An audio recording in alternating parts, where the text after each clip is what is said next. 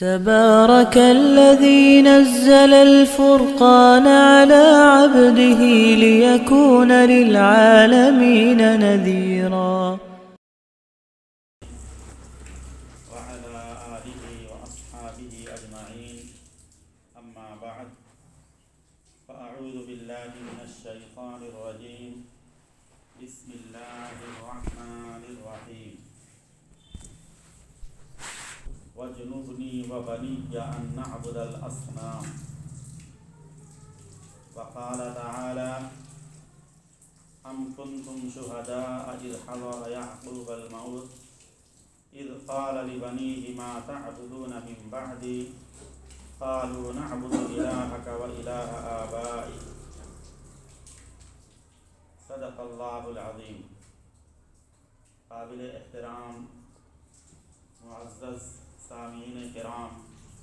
اور نوجوانان اسلام، اللہ تبارک و تعالی نے ہمیں اور آپ کو اس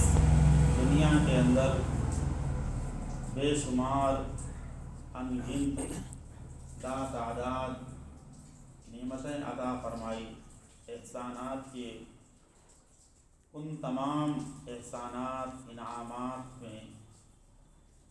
ایمان اور اسلام اور کلمہ اور توحید کی جو نعمت ہے،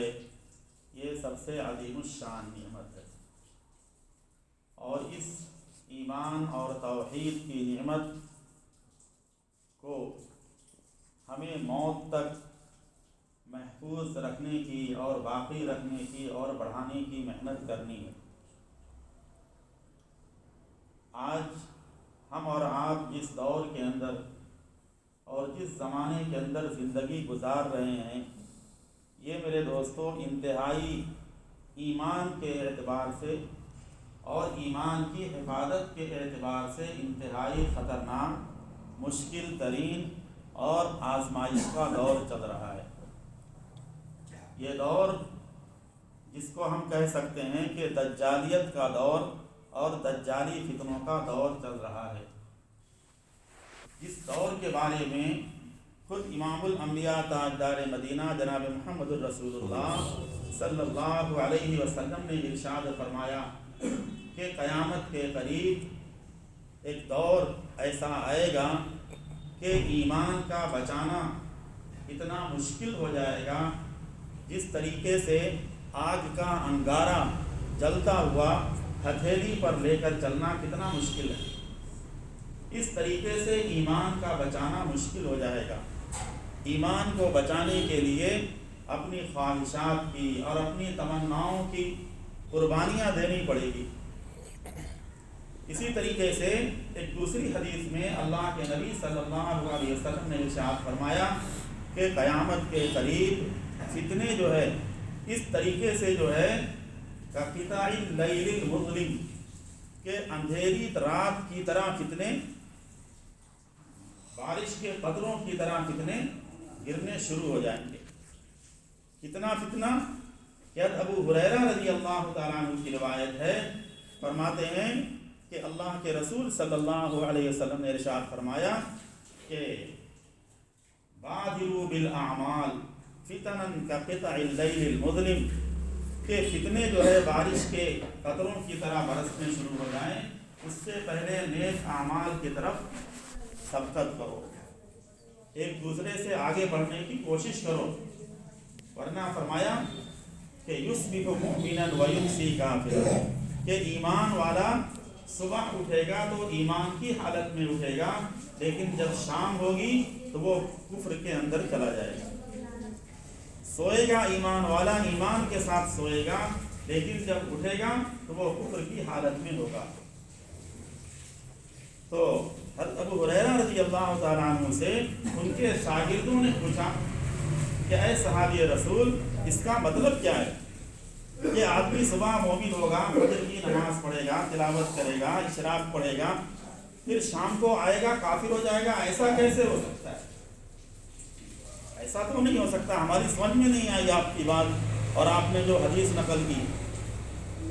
حضرت ابو ہریرہ رضی اللہ تعالیٰ عنہ نے اس حدیث کا مطلب بیان کرتے ہوئے ارشاد فرمایا کہ یبیع دینہ بعرض من الدنیا، کہ مومن کافر ہو جائے گا، صبح کا مومن شام کو کافر ہو جائے گا۔ اس کا مطلب یہ ہے کہ جب وہ بزنس کے لیے، کاروبار کے لیے یا دنیا کمانے کے لیے نکلے گا، اس کے سامنے جو ہے ایسے حالات آئیں گے کہ حرام تقاضے آئیں گے، شریعت کے خلاف اس کے سامنے تقاضے آئیں گے، تو وہ جو ہے دنیا کو، حرام چیز کو، ناجائز چیز کو جو ہے قبول کر لے گا اور اپنے دین کو دنیا کے بدلے میں بیچ دے گا، اپنے دین کو دنیا کے بدلے میں بیچ دے گا، یعنی دنیا کو اوپر کر دے گا، دنیا کے فیصلے کو قبول کر لے گا اور شریعت کے فیصلے کو، دین کے فیصلے کو نیچے کر دے گا، اور یوں کہے گا کہ چلو میں استغفار کر لوں گا، بعد میں توبہ کر لوں گا۔ تو یہ مطلب ہے اس کا کہ صبح کا مومن شام کو کافر ہو جائے گا، اور جب آدمی اس طرح بار بار کرے گا تو اس کے دل سے حرام کی، ناجائز کی وقعت نکل جائے گی، اور پھر وہ حرام اور ناجائز کو گناہ بھی نہیں سمجھے گا، اور اس طرح آہستہ آہستہ جو ہے ایمان اس کا ختم ہو جائے گا۔ ترمذی شریف کی ایک روایت میں اللہ کے نبی صلی اللہ علیہ وسلم نے ارشاد فرمایا کہ قیامت کے قریب سب سے زیادہ جو فتنہ ہوگا ارتداد کا، یعنی لوگ ایمان سے نکل کر کفر میں جائیں گے، لوگ عیسائی بننے شروع ہو جائیں گے، لوگ یہودی بننے شروع ہو جائیں گے اور ایمان سے نکلتے چلے جائیں گے۔ فرمایا کہ یہ فتنہ سب سے زیادہ عرب کے اندر ہوگا، اور عرب کے اندر فرمایا کہ ذوالخلیصہ نامی ایک قبیلہ ہے، اس قبیلے کی عورتوں میں سب سے زیادہ فتنہ ہوگا۔ عورتیں جو ہے وہ زیادہ اسلام سے ارتداد کی طرف، عورتیں زیادہ شکار ہوں گی، مرد اس فتنے کا شکار کم ہوں گے، اور ہم اپنی آنکھوں سے دیکھ رہے ہیں یہ فتنہ جو ہے عورتوں میں زیادہ پھیل رہا ہے۔ مسلم شریف کی ایک روایت میں اللہ کے نبی صلی اللہ علیہ وسلم نے ارشاد فرمایا کہ قیامت اس وقت تک نہیں آئے گی جب تک تہامہ کے لوگ جو ہے بتوں کی پوجا شروع نہ کر دیں اور اپنے گھروں میں مورتیاں لا کر نہ رکھ لیں۔ تہامہ یہ سعودیہ کے اندر ہے، فرمایا کہ اس علاقے کے لوگ مورتیاں اپنے گھروں میں لا کر رکھیں گے، بتوں کی پوجا کریں گے، اس کے بعد قیامت آئے گی۔ تو یہ دوستو یہ سارے فتنے جو ہے قیامت کے قریب آنے والے ہیں، اس لیے اس فتنے کے دور کے اندر ہمیں بھی جو ہے اپنے ایمان کی حفاظت اور اپنے بچوں کی اور اپنے نسلوں کی ایمان کی حفاظت کی فکر کرنا بہت ضروری ہے۔ بخاری شریف کے اندر ایک روایت نقل کی امام بخاری رحمۃ اللہ علیہ نے، ابن ابی ملیکہ ایک تابعی ہیں، ان سے نقل کی، فرماتے ہیں کہ میں نے ایسے 30 صحابہ سے ملاقات کی کہ ہر صحابی جو ہے اپنے ایمان کے بارے میں ڈرتا تھا کہ کہیں جو ہے میرا ایمان ختم تو نہیں ہو گیا، میرے اندر نفاق کی بیماری تو نہیں پیدا ہو گئی۔ حضرت سفیان ثوری جو محدث ہیں، اولیاء اللہ میں سے فرماتے ہیں کہ جب تک مسلمان اپنے ایمان کے بارے میں ڈرتا رہے، اپنے ایمان کے بارے میں ڈرتا رہے، فکر مند رہے، تو تب تک وہ ایمان پر باقی رہے گا، اور جب اس کو جو ہے اطمینان ہو جائے کہ بس میں تو ایمان والا ہوں، موت تک میرے ایمان کو کوئی خطرہ نہیں، مجھے ایمان کے بارے میں کوئی فکر کرنے کی ضرورت نہیں، تو سمجھ لو اس کا ایمان خطرے میں۔ تو اپنے ایمان کے بارے میں فکر مند رہنا، ہم اور آپ تو ہماری اور آپ کی حقیقت کیا ہے؟ قرآن مجید کے اندر اللہ تبارک و تعالیٰ نے 3 نبیوں کے بارے میں بیان کیا۔ حضرت ابراہیم خلیل اللہ جو ہمارے نبی صلی اللہ علیہ وسلم کے دادا ہیں، انہوں نے جو ہے ان کا واقعہ قرآن مجید نے 13ویں پارے کے آخری رکوع میں نقل کیا۔ انہوں نے اللہ سے دعا کی کہ وَجْنُبْنِي وَبَنِيَّ أَن نَعْبُدَ الْأَصْنَامَ، اے اللہ تو مجھے اور میری نسلوں کو، میری اولاد کو جو ہے بتوں کی پرستش سے محفوظ فرما، ان کے ایمان کی حفاظت فرما۔ یعنی نبیوں نے بھی فکر کی، یوسف علیہ السلام کی دعا، جو 13ویں پارے میں نقل کی گئی کہ رب توفنی مسلما والحقنی بالصالحین، کہ اللہ ایمان اور اسلام کے حالت میں موت آئے اور مجھے نیک لوگوں میں شامل فرما۔ یوسف علیہ السلام کے والد حضرت یعقوب علیہ السلام، ان کی وفات کا وقت ہے، آخری وقت ہے۔ قرآن اس واقعے کو پارے 1 کے آخری رکوع میں بیان کرتا ہے کہ ام کنتم شہداء اذ حضر یعقوب الموت، کیا تم لوگ اس وقت موجود تھے کہ جب یعقوب علیہ السلام کی وفات کا وقت قریب ہو گیا تھا؟ اذ قال لبنیہ ما تعبدون من بعدی، اس وقت انہوں نے اپنی وفات کے وقت سارے اولاد کو بلایا اور ان سے کہا کہ تم مجھے ایک سوال کا جواب دو کہ میری وفات کے بعد تم کس کی عبادت کرو گے، تم کس کے سامنے رکوع اور سجدہ کرو گے، کس کے سامنے اپنی ضرورتوں کا سوال رکھو گے؟ قالوا نعبد الہک و الہ آبائک، ان کے بیٹوں نے جواب دیا کہ اے ابا جان، جس ایک خدا کی آپ عبادت کرتے تھے، جس ایک خدا کی آپ کے دادا اسحاق علیہ السلام، اسماعیل علیہ السلام، ابراہیم علیہ السلام عبادت کرتے تھے، ہم اسی ایک خدا کی موت تک عبادت کرتے رہیں گے۔ تب یعقوب علیہ السلام کو سکون ہوا کہ اب میں دنیا سے سکون کے ساتھ رخصت ہو سکتا ہوں۔ یہ دوستو انبیاء کی فکریں تھیں، تو ہمیں اور آپ کو تو اور آج کے اس فتنے کے دور میں کتنی فکر کرنی چاہیے، اس کے لیے جو ہے کس طریقے سے فکر کرنا ہے۔ ایک تو میرے دوستو سب سے پہلی چیز، آج ہم جو ہے اکثر دیہاتوں میں شہروں میں جاتے رہتے ہیں تو حالات ایسے ایسے واقعات سننے میں آتے ہیں کہ آپ کو سن کر یقین نہیں آئے گا کہ ہمارے مسلمان بچے جو اسکولوں میں پڑھتے ہیں اور ان بچوں کے گھر پر دین کا ماحول نہیں ہے،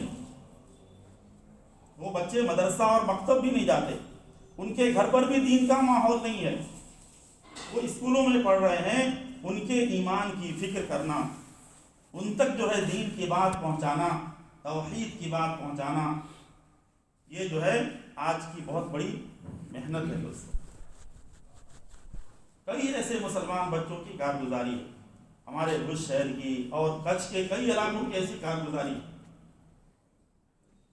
کہ امتحان کے وقت ایک مسلمان بچے کے تھیلے میں ایک بت پایا گیا۔ کیوں کہ ٹیوشن میں کلاس میں جاتے تھے تو جو بچے تھے غیر مسلم، ان بچوں نے جو ہے